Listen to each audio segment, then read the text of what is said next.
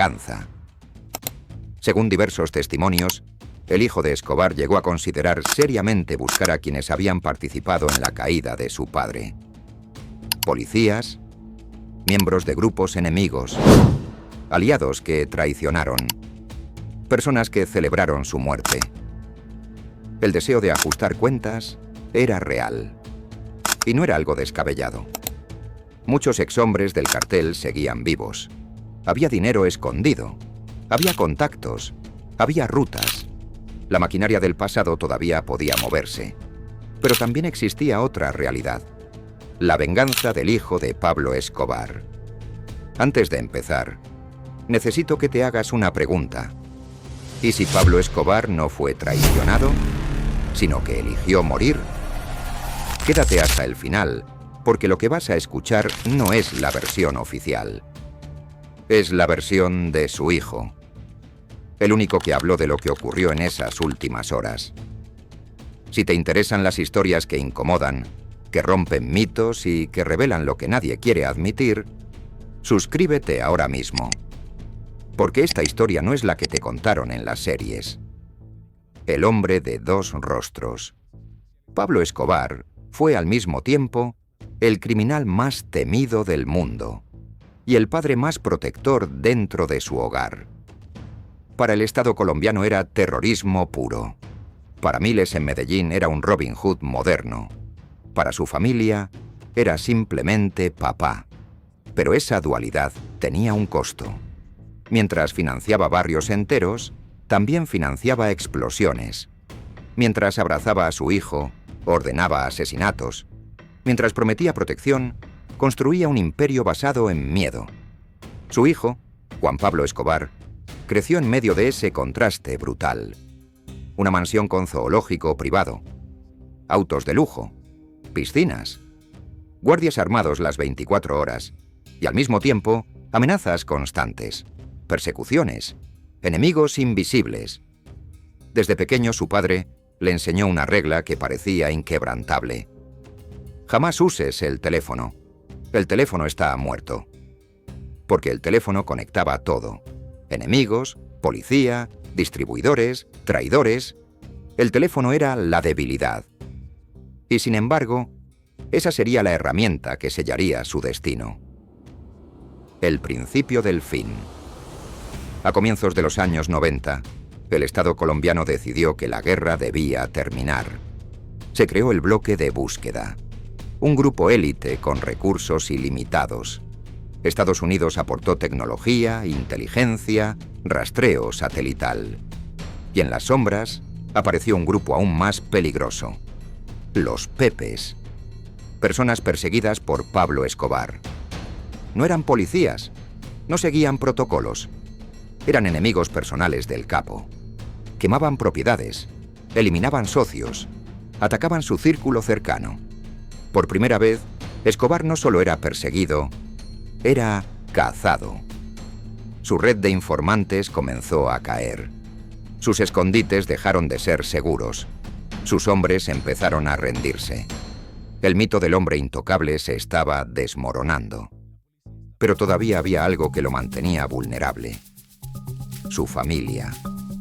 Una familia en huida. Mientras el cerco se cerraba, su esposa e hijos se movían de escondite en escondite. Hoteles, casas prestadas, contactos temporales. El imperio multimillonario se había reducido a supervivencia. En un momento estremecedor, Pablo reunió a su familia y les enseñó cómo suicidarse si eran capturados. Un disparo en la oreja derecha. Ese detalle, que parece menor, es uno de los más inquietantes de toda la historia. Porque años después, cuando fue encontrado muerto, la bala estaba exactamente ahí, la llamada imposible. Diciembre 1993.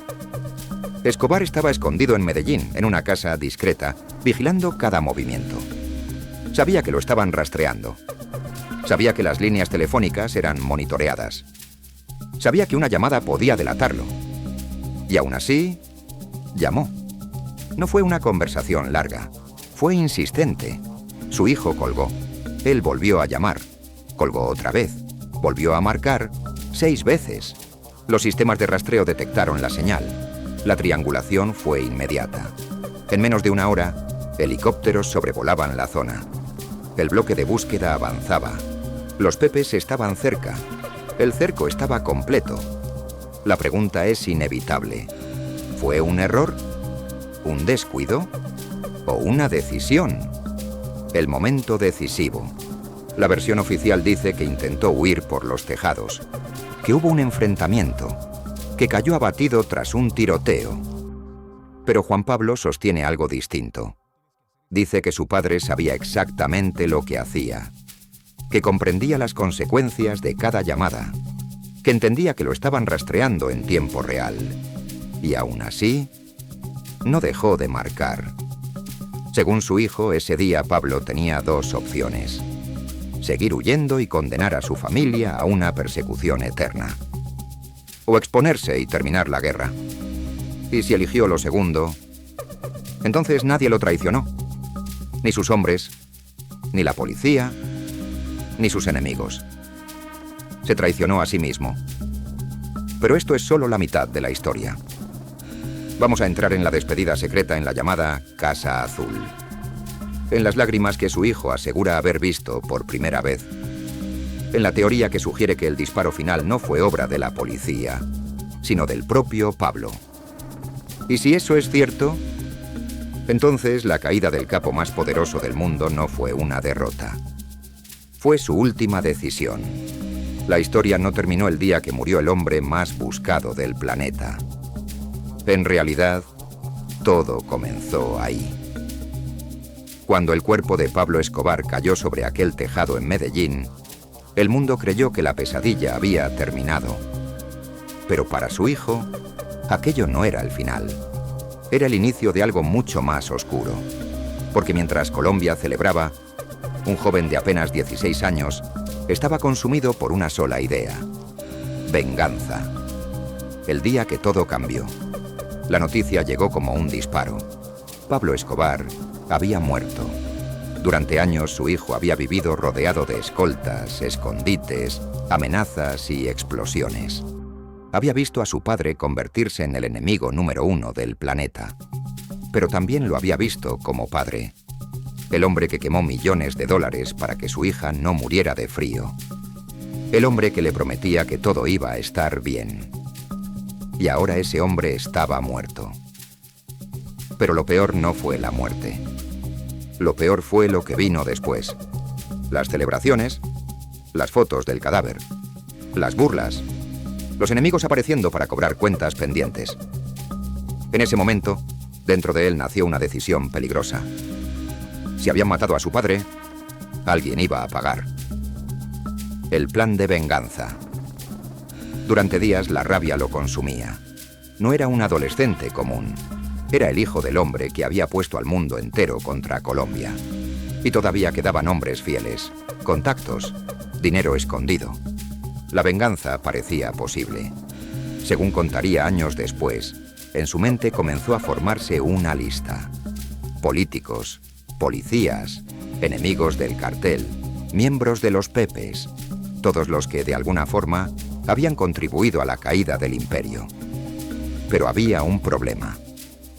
Su madre, la conversación que cambió todo su madre, María Victoria Henao, entendía perfectamente lo que estaba pasando dentro de su hijo. Lo había visto en sus ojos, el mismo odio, la misma rabia, la misma oscuridad que había destruido a su marido. Y una noche le dijo algo que lo paralizó. Si buscas venganza, terminarás igual que tu padre, o peor, porque esta vez no habrá imperio, ni dinero, ni miles de hombres armados. Solo habrá muerte. Ese momento fue decisivo, porque por primera vez, el hijo del narcotraficante más poderoso del mundo se enfrentó a una elección: continuar el legado de sangre o romperlo. Una decisión imposible. La presión era brutal. Muchos esperaban que él tomara el mando, que reconstruyera lo que quedaba del cartel, que vengara el apellido Escobar. Pero él sabía algo que nadie más quería admitir. El imperio ya había terminado. La guerra estaba perdida. y seguir ese camino solo traería más cadáveres. Así que hizo algo que nadie esperaba. Renunció a la venganza. El hijo del hombre más odiado del mundo. El joven que había jurado vengar a su padre decidió hacer lo contrario. Pidió perdón a familias de víctimas, a hijos de personas asesinadas, a quienes habían sufrido por culpa del cartel. Fue un proceso largo, doloroso y lleno de críticas. Muchos no le creyeron. Otros pensaban que era una estrategia, pero con los años su mensaje fue claro. No quería repetir la historia, quería terminarla. Una teoría que aún genera debate. Décadas después, sigue existiendo una pregunta que divide a investigadores, periodistas y exmiembros del cartel. ¿Quién disparó realmente la bala final? La versión oficial afirma que fue el bloque de búsqueda. Pero la familia de Escobar sostiene algo diferente. Ahora, vos decís que se suicidó. ¿Qué te lleva a pensar eso? Bueno, no es una teoría, es una certeza para mí y tengo varias razones para contarte al respecto. Mi padre siempre me dijo que tenía 15 tiros en su pistola y me dijo 14 son para mis enemigos y el último para mí. Te estoy hablando en un contexto en el que la policía no llegaba, como te la muestran en El Patrón del Mal, con interrogatorios así, palmaditas en la espalda, sino que ellos torturaban, desmembraban y tiraban a la gente de los helicópteros y era caer en manos de la policía, era caer en manos de los más grandes torturadores de aquel momento. Entonces, ante ese temor, mi padre incluso me enseñó a cómo tendría yo que suicidarme si me veía rodeado por la policía, porque sabíamos que él me decía que no podía hacer un tiro en la boca, ni en la frente, ni en la sien, porque esos tiros se pueden desviar y no causarte un daño definitivo, que el único lugar para matarse en serio era pegándote un tiro en el oído derecho, como él lo había consultado con médicos, y fue exactamente ahí donde aparece el tiro que él termina con su vida, el momento en que solamente 2 tiros de sus enemigos, no de la policía ni de los norteamericanos, que fueron los que ingresaron a esa casa donde él estaba, que además se dejó encontrar. Mi padre nunca utilizó el teléfono en 10 años, siendo el hombre más buscado del mundo. Siempre me educó que no debería de usarlo porque el teléfono era sinónimo de muerte. Que Pablo siempre dijo que prefería morir antes que ser capturado, y que si llegaba ese momento, él mismo apretaría el gatillo. Nunca se comprobó. Pero el misterio sigue vivo. Al final, la muerte de Pablo Escobar no solo marcó el cierre de una era violenta en Colombia, también dejó una historia abierta que aún hoy genera preguntas, teorías y debates. Porque cuando el hombre más poderoso del narcotráfico cayó en aquel tejado de Medellín en 1993, muchos pensaron que todo había terminado. Pero para su hijo, la historia apenas estaba comenzando. Imagina por un momento la situación. Un adolescente que creció rodeado de riqueza extrema, escoltas armados, escondites secretos, persecuciones policiales y enemigos por todas partes. Un joven que vio a su padre convertirse en una leyenda y luego en el hombre más perseguido del planeta. Y de un día para otro, ese imperio desaparece. El apellido que antes generaba miedo, ahora traía odio, amenazas y sed de venganza. En ese contexto nació una idea peligrosa, una idea que durante años se mantuvo en silencio: la venganza. Según diversos testimonios, el hijo de Escobar llegó a considerar seriamente buscar a quienes habían participado en la caída de su padre. Policías, miembros de grupos enemigos, aliados que traicionaron, personas que celebraron su muerte. Después de escuchar toda esta historia, hay una pregunta que sigue sin una respuesta definitiva. ¿Realmente el hijo de Pablo Escobar quiso vengarse? ¿O todo fue parte de un momento de rabia que terminó transformándose en algo diferente? Porque cuando analizamos todos los testimonios, las entrevistas y las declaraciones a lo largo de los años, queda claro que el deseo estuvo ahí. La rabia existió. El dolor también. Pero el camino final fue otro. Y tal vez por eso, esta historia sigue fascinando al mundo. Porque rompe con lo que todos esperaban. Muchos pensaban que el heredero del narcotraficante más poderoso de la historia continuaría el legado de violencia. Que intentaría reconstruir el cartel, que buscaría a los responsables. Pero el destino tomó otro rumbo. Uno que todavía genera debate. Así que ahora dime en los comentarios, si estuvieras en su lugar, ¿qué habrías hecho tú? ¿Venganza? ¿O empezar desde cero? Los leo. Y si te gustan este tipo de historias oscuras, reales y llenas de misterios sobre el mundo del crimen, el poder y las decisiones que cambian la historia, suscríbete al canal ahora mismo, porque en los próximos videos vamos a hablar de secretos que nunca se contaron del cartel de Medellín, los enemigos que realmente querían muerto a Escobar y las teorías que todavía rodean su muerte. Historias que casi nadie explica completas. Así que activa la campana de notificaciones, porque lo que viene te va a sorprender. Nos vemos en el próximo video.